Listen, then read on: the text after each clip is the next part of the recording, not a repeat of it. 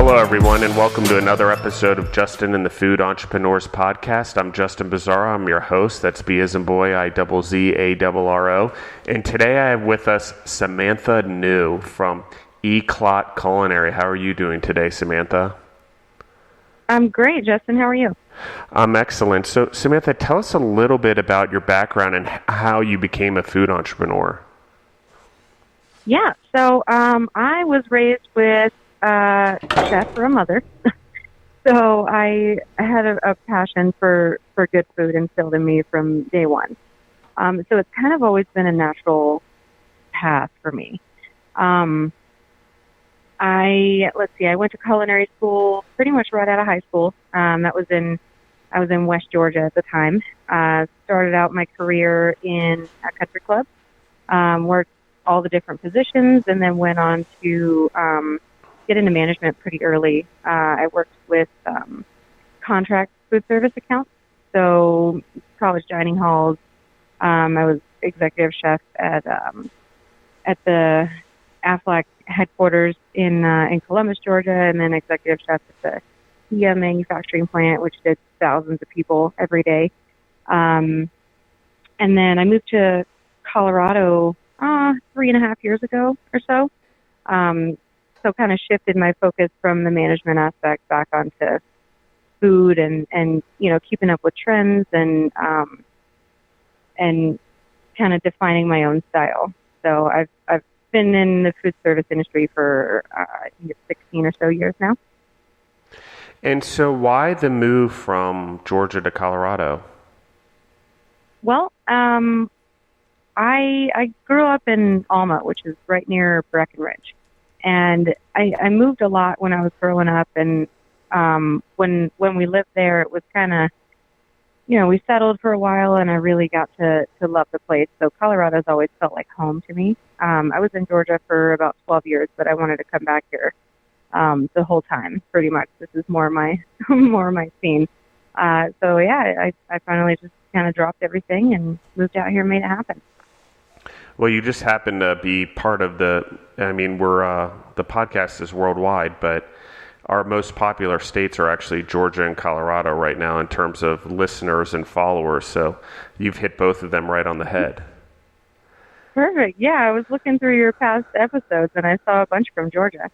Yeah. So we have a big following, and a lot of people take interest in Georgia and what's going on there. And, we're starting to get up there with Colorado as well. So, but I want to understand your passion. I mean, it's not easy to just say, I'm going to create my own business. I mean, you worked for other people. Was it just a decision? You're like, I don't want to work for someone else anymore. Or how did you get to where you are now?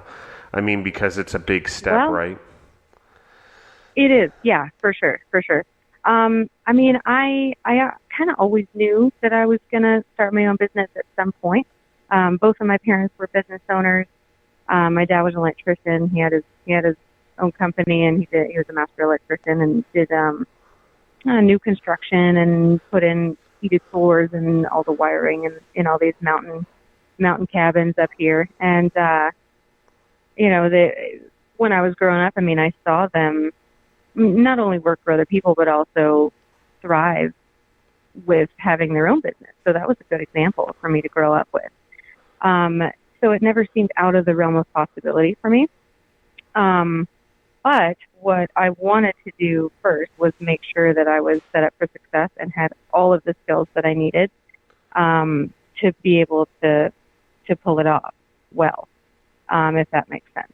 So I was comfortable working for other people and learning a little bit from every place that I worked at. And I'm grateful that I got into management. I think I was 23 when I got my first management position. And it was after having worked the front of the house for a few years when I was just starting out in food. And then, I worked in several restaurants and a country club and got pretty good on the line. It was comfortable working any position. So, I mean, it's really important to know bookkeeping and ordering and, finding vendors and writing menus and all of that stuff too. So, if I didn't have all of that background and all of that stuff under my belt, I'm sure that there would be some weak points with working by myself and not having someone on a day-to-day basis to go to and say, hey, how do I do this? I mean, I'm starting everything completely from scratch, building all of my own systems and defining what I want my company to be. So, yeah, I mean, it was, like I said, I've been in the industry for 16 years. I just started my company last September. So I'm not even at a year yet. So that's quite a few years of picking up good habits that I want to keep for later, at a bunch of different places. And, you know, there were some things that I saw and that I was a part of that, you know, hey, this is a bad habit, or I don't really like how that's done. I'm going to throw that away and just keep the good things. So I kind of cherry picked everything, filed it away for later. And then once I finally got to the point where I felt comfortable, I felt like I was confident enough and knew enough about everything that I need to use on a daily basis. And I was like, okay, cool. I feel good about it. Let's do it. Well, and I think that's so important for any entrepreneur, because what happens is we often jump into things without getting a great background, especially in food and beverage, because there is so many pieces. Like you said, like procurement's a big piece. How do you order? How do you manage an inventory? You know, how do you make sure that you're efficient and you don't have too many losses in your business for food and things like that? So I think that it's just so important how you're doing it and everything that's being done. So tell us a little bit about, you know, your menu and how people can find you and exactly what you do for your customers. Yeah, definitely. So everything I do is custom. I started out knowing that I didn't want a set menu for people to choose from. I didn't want cookie cutter choices that, you know, I've done this exact same buffet for 20 people before you. I like having that customized personal touch, you know. So anytime I talk with a client, initially it's, hey, so tell me your vision, tell me what you're thinking about, what are some of your favorite cuisines, is there anything that you don't like, you know, what's the event like, do you want it family style, do you want it buffet, do you want it plated, and everything is completely tailored to them. I can either build a menu around a set per person budget that they already have in mind, or we can, you know, build something that exactly fits their vision, and then I price that out accordingly. I'm able to do things for not too much. I mean, for the quality of the foods that I put out, and the fact that everything is custom and everything is very focused on my customers and their satisfaction and making sure that they're completely happy. You know, it's I'm able to do it really affordably because I work out of a commissary. I don't have a staff. I have people that I can call when I need extra hands, and my boyfriend works out of the same commissary. He's a chef as well. And, you know, we support each other. We help each other out a lot. So having that support system with people around that I'm able to call on allows me to, you know, just do mostly everything myself, keep overhead costs low, and be able to pass those savings on to the customers. But, you know, I really like being able to go to farmers markets and go to the store and see what's in season, what looks great, what's currently, you know, affordable at the moment and still really high quality. And yeah, work with the seasons. I make everything from scratch, and I source as locally and sustainably as possible. And so explain to me one of your recent events and sort of how that took place, and I mean, if you can, and just give me an idea of what the menu looked like. And I mean, one of your the ones you had more fun at, I guess, would probably be the easiest to tell. But I mean, just explain to me like what the menu looked like and the food that you produce, because I really want to give the audience an idea of like the down and dirty of the food that you're creating. Yeah, for sure. So one of my regular clients, I don't know if I can say names. You can, absolutely. But, it's up to you. Okay. Gotcha. Okay. So Just as a caveat, pretty much all of my business is through references.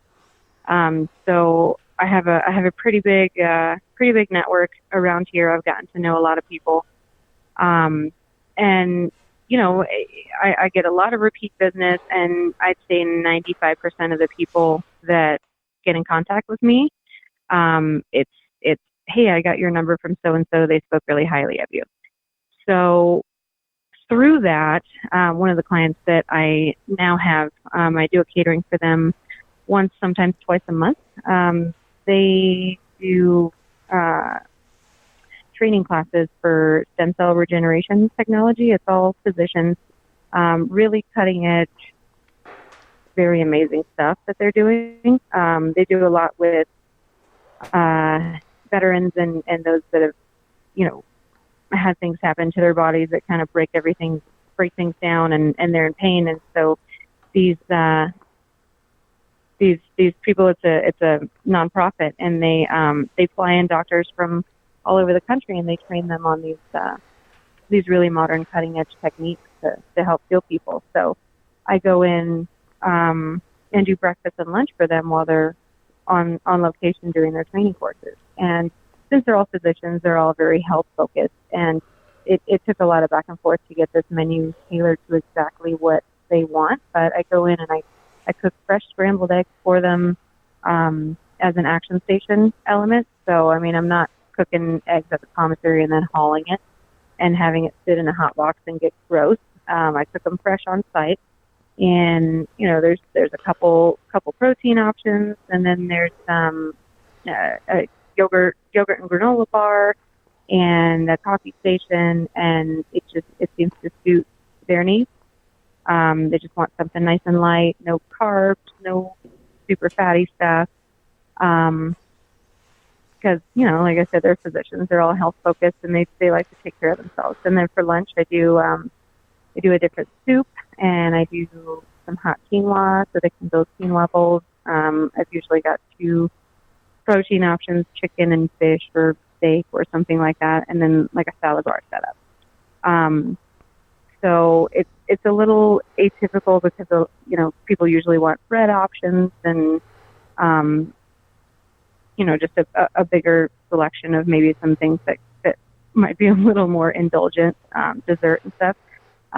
But that's a good example of something that's completely tailored to exactly what they want. And yeah, I'm on site all day, in between breakfast and lunch. So I'm cooking whatever I'm making for lunch, fresh or, preparing it. I use the sous vide circulator a lot.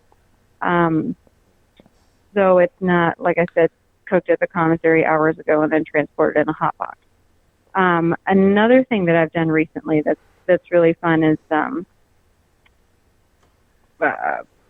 wine pairing dinner. Sorry, it's early. I'm having a brain fart.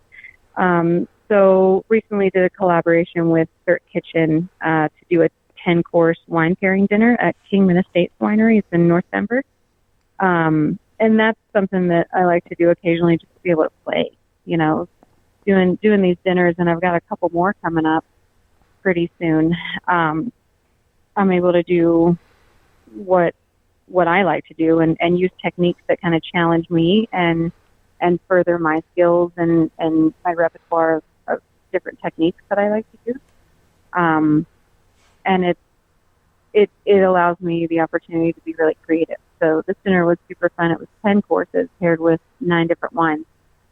And it was all, like, we did some table-side cooking, and it was all complete mobile. It's difficult doing things off-site. You don't have your home kitchen with everything that you need, all the equipment and all the food that's in. It's all tailored to your menu, so it's easy to do it out of a restaurant. But to be able to serve a 10-course meal off-site, not in your home kitchen, and transporting everything back and forth, and being able to set up basically a mobile restaurant is it's a skill that not everyone has.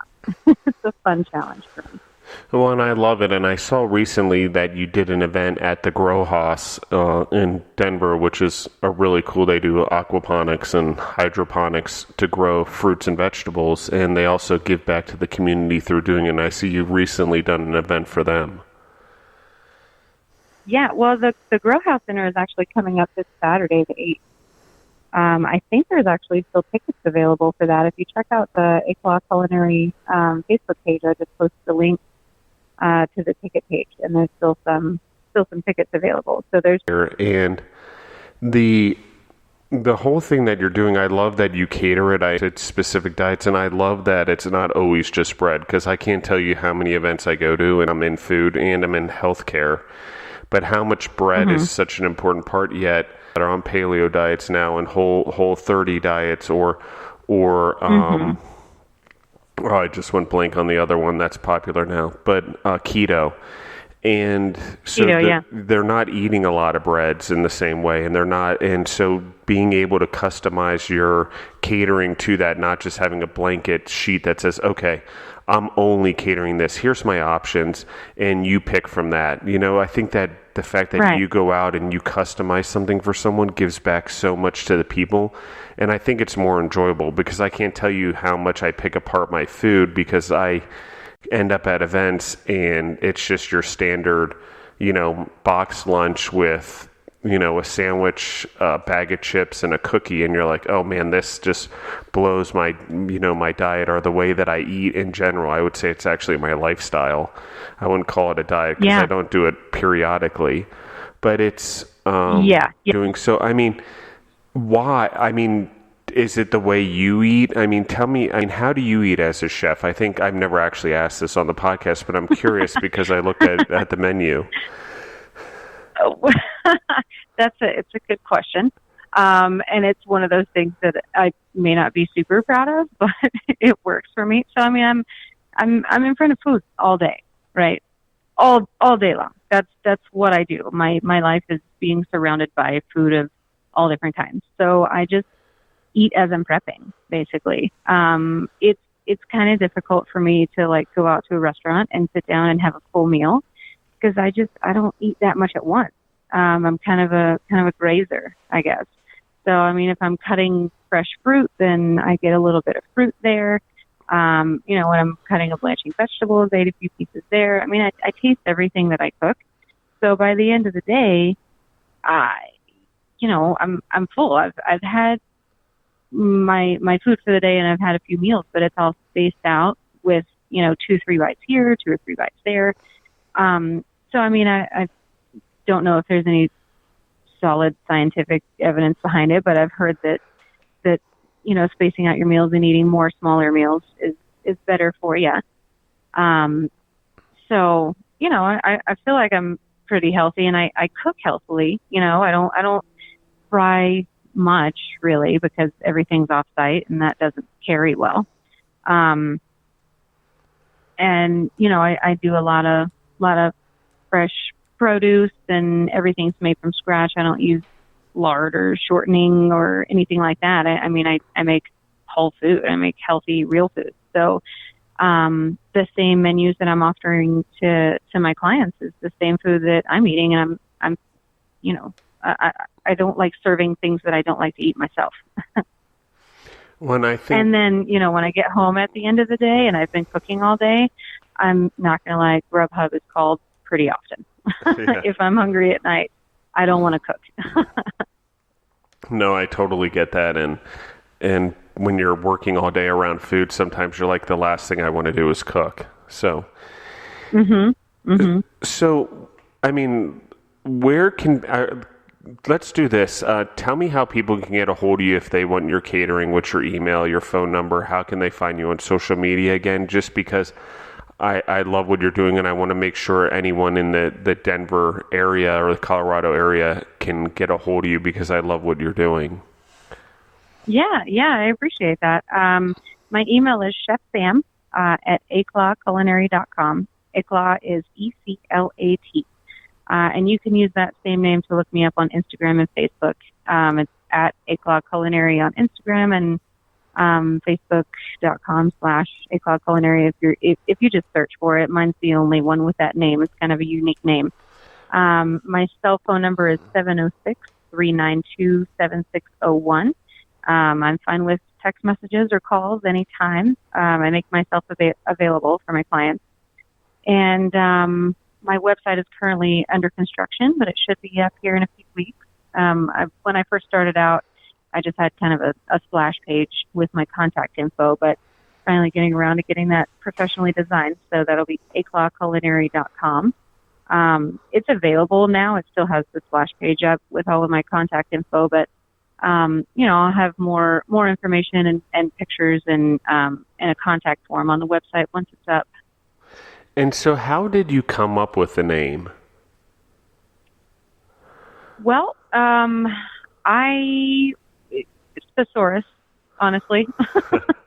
So I went to thesaurus.com and just started typing in words that might describe my cooking style or what I wanted my company to be. And just started browsing around, and any word that kind of struck my fancy, I looked more into. And I don't remember which word I typed in, but I was like, Eclat, what does that mean? I've never heard of that word before. So I clicked on it, and the definition is brilliant display or dazzling effect. Also means conspicuous success. So it seemed to really fit my cooking style and my the whole basis behind my business. And it's actually an English word. It sounds French. I think it's French roots, but it's an English word. It's kind of one of those old timey ones that hasn't been used in decades. So I'm finding that I get a lot of people that don't know how to pronounce it or misspell it, or they're like, what does that mean?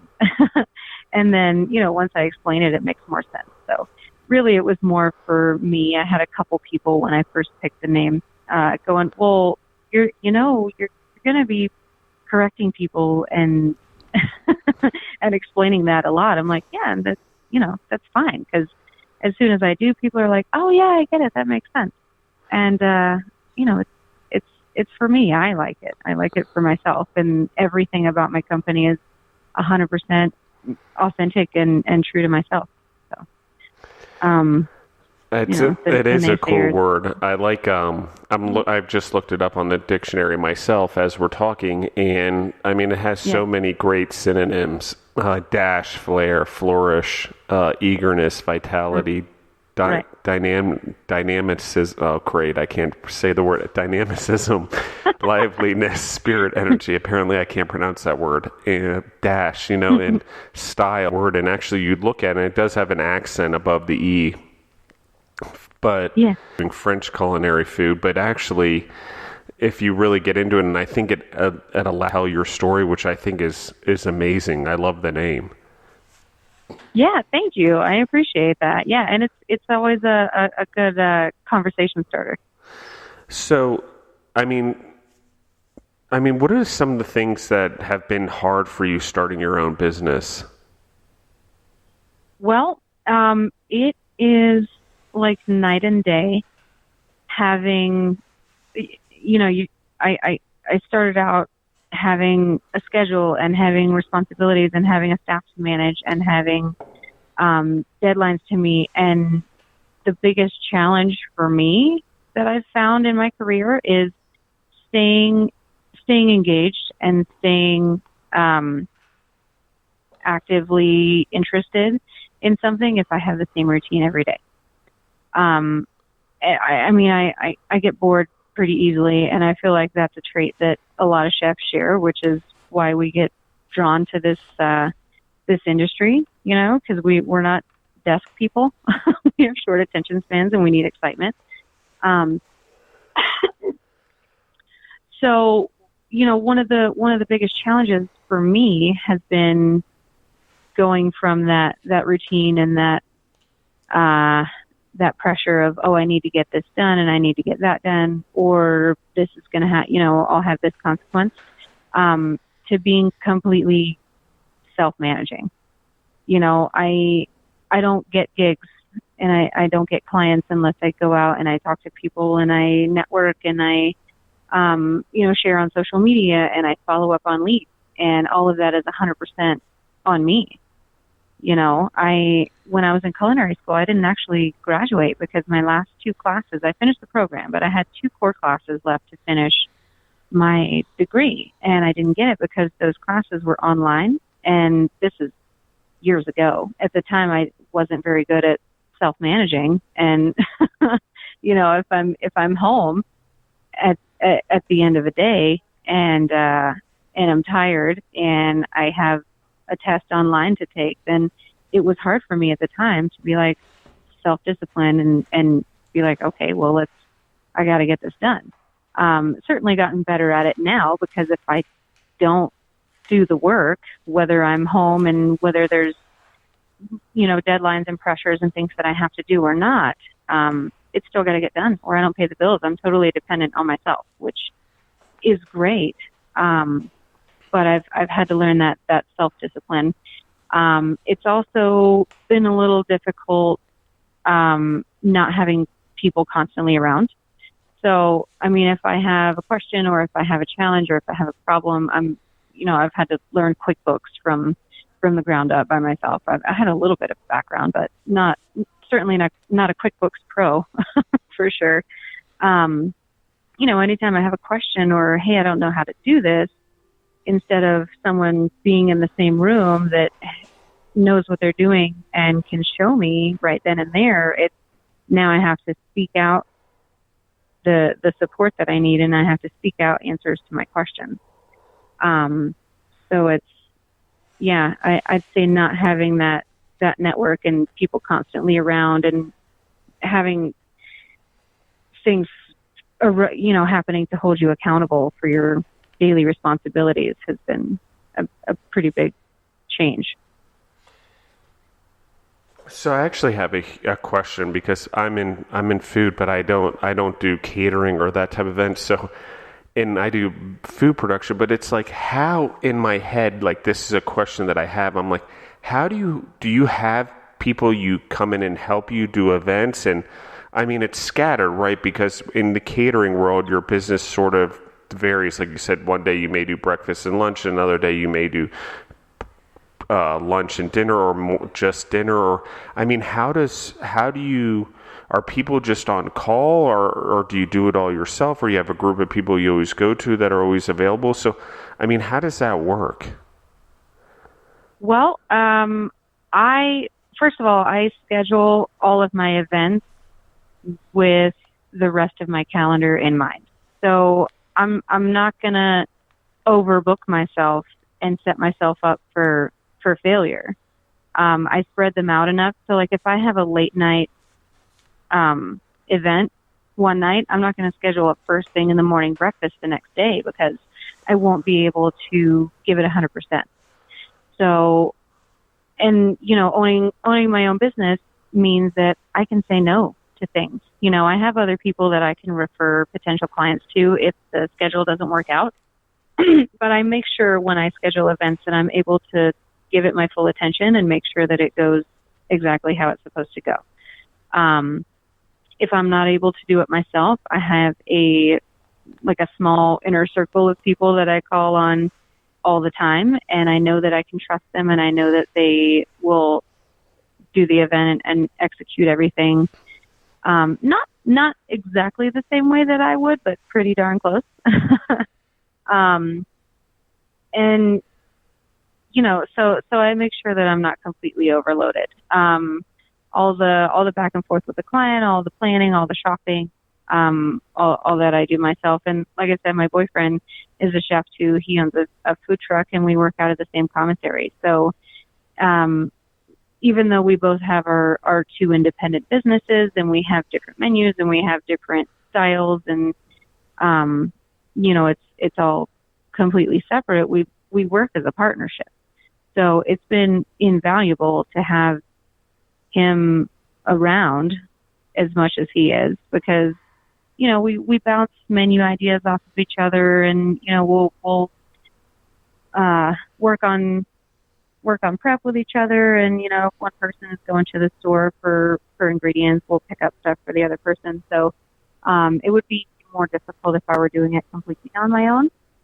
And it's really helpful to have that close day-to-day support. And then he has 2 employees that work on his food truck, and they're both great. They're extremely talented. They're dependable. And, you know, so those guys are the first 2 that I call, assuming they don't have a gig on the food truck. If I need anything outside of what Brandon and I do, because, I mean, we've both been doing this for a long time, and we're able to knock out a lot of stuff in a reasonably short amount of time, considering it's just the 2 of us. We call it beast mode.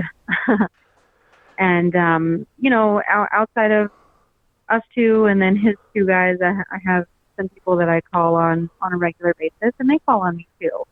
It's good to have a local network of people that all are doing the same thing, because it's like a built-in support system. And then we'll say a bigger outer circle of people that I call when I have, say, a wedding for 100 or 2 people, and I need extra hands for plate up or clearing tables or something like that. And there's been a time or 2 where I needed hands and everybody was busy, and so I just reached out on social media. Denver has some really good networking groups, and, you know, you just put it out there, hey, I need X number of people on this date for such and such event. And then there's a lot of freelancers out there that are willing to pick up gigs here and there. I think it's amazing, because I'm just like, it's a whole different world. And I mean, you're really just producing food on the fly and bringing people in. But I love that you have the connection with your boyfriend and his food truck, which I'll say the name because it'll be the episode right after this, which is Circa Kitchen.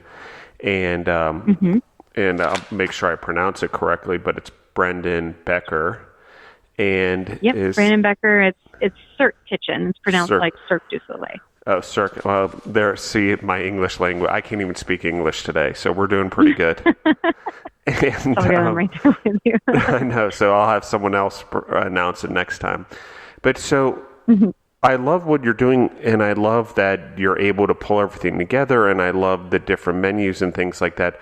What is your favorite type of food, Samantha? If you were like to cater your own event, if it were for you or for your birthday or whatever, what would the menu you would design? Breakfast. I love breakfast food. You know, people ask the question a lot, what would you have for your last meal? Like, if you knew you were going to die and you could pick one meal to have, and it can be anything you want. I want a giant breakfast smorgasbord. I love it. I was a sous chef with Snooze for a little while. It was Denver based, but now they're expanding pretty rapidly. I just saw they were going to put one in Atlanta somewhere. But they do really creative menus, everything made from scratch. They do all different kinds of pancakes and Benedicts and this and that. So I was able to pick up a couple of techniques from them. I always made hollandaise in a bowl with a whisk by hand, like they teach you in culinary school. So I never really enjoyed making it because it's a pain in the neck. But when I worked at Snooze, I learned how to make hollandaise with an immersion blender, and it's 100% easier. And so I've been able to play around with a lot of different Benedict combinations, you know, sweet potato pancakes with poached eggs and some what did I do with that one? It was sauteed spinach and pulled pork and like a chipotle hollandaise. And, you know, I love pancakes and French toast. I love bacon and fresh fruit. And, yeah, just give me like a whole breakfast smorgasbord. Well, I love breakfast as well. I think it's definitely my favorite meal as well. It's that I love eating. I actually could just eat breakfast and not eat the rest of the day, but that's not exactly the most healthiest of options for your body. But no. I love that. And so on sort of to that, I mean, how come? I mean, I mean, I'm just a little bit. So do you do a lot of breakfast? We mentioned a little bit with the catering, but I got to imagine there's probably, I don't know. I'm like, breakfast would seem like such a cool thing to cater more often. I just wonder if the popularity is out there. Is it more that you cater lunch and dinner versus breakfast?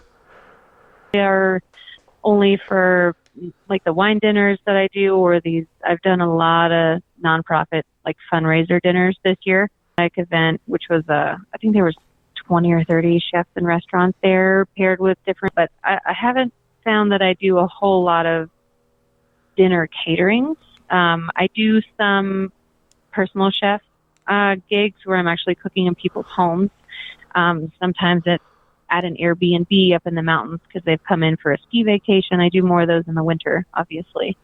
I've done a couple of private dinners at Airbnbs and also people's homes here in Denver. So that's kind of, a lot of the caterings that I do are corporate. They're for office buildings. I work with a couple of film production companies locally that I do craft services for. I do some box lunches. It seems more like when people are gathered together for work is when I'm doing lunch, and that's been most of the demand, honestly, which kind of surprised me because I thought I would do more of the personal chef private dinner side. And then I would say, so lunch caterings have been the most popular, and then breakfast caterings after that, surprisingly. Let's see, a lot of it is for, like I said, the International Orthopedic Foundation. They bring in those physicians for the training, and since they have them on site and they got to feed them, breakfast is included in that. I've done a lot of breakfast burritos, again, for these film production companies, which have wonky schedules. They have to be at a shoot and nothing's open yet. So, they'll pick up breakfast burritos or box lunches for later in the day from me. And, it's probably a lot more often than you'd realize. Well, so I'm curious about the personal chef thing also. Again, a world I don't know. And I mean, if someone comes in, like, let's say my family comes in and we're in a house and there's 20 of us in a house for a week, you come stay with us and then, because it's far away from you, do they put you up or put you in a hotel and you come cook for a week, breakfast, lunch, and dinner? Or is that sort of how it works? Or how does that work? Well, I don't know about a week because I do like my own house. Yeah. But, if it were something local in Denver where, I can actually come home at night, then a week I could absolutely do 3 meals a day, 1 meal a day, meal preps. You can set everything up and heat it up yourself and make it easy for you. I can do that too. The only times that I've stayed over and cooked meals for multiple days for people was one night at a time at Airbnb rentals up in Summit County, where people will bring in the family and have a ski vacation, and there's not a whole lot of choices as far as food and restaurants up there. I mean, it's a bit secluded, so it's a good option for them to bring in a personal chef, and I just talk with the client ahead of time, figure out what they want, and how I do that is I go shopping for all the food, and they just reimburse me for the receipt, and then I charge an hourly rate. So all of that is totally customizable too. I actually love the whole concept because I'm like, it's just such a neat idea. And one of the things that we've done, Deborah and I here, when we get really busy, is we will actually have had chefs we know like prepare meals for us on a weekly basis where we can just pop it in the oven and reheat it just for food wise when we get really busy. So I think that's really cool that you guys do that. And I think it's such an option for people. I think that, I know we just talked about Grubhub because I do order from that, don't get me wrong, when we don't have cooking, but if also you want like healthy whole food, like grocery store, the outside section of a grocery store, your fresh fruits, your vegetables, your proteins, having an option like yours where I can just come by and pick up my dinner and go through, I think is a really cool idea. And I know there's people out there doing it. So I really love what you're doing. So Samantha, my last question for you really, or actually it might not be my last question, but it's the last one I have right now is, I mean, what are the things you love the most about what you do, and what are the things you like the least? The things that I love the most, absolutely, are being able to have that personal connection with my clients.